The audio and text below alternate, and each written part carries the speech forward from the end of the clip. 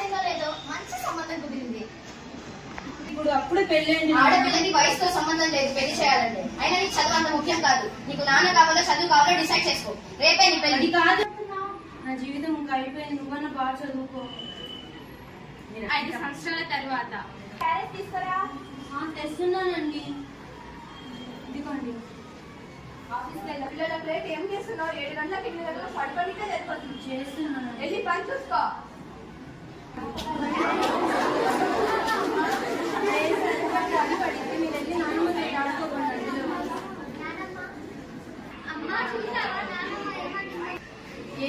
లేకపోతే నా జీవితం లాగానే వేరే వాళ్ళ జీవితం కూడా అయిపోయింది.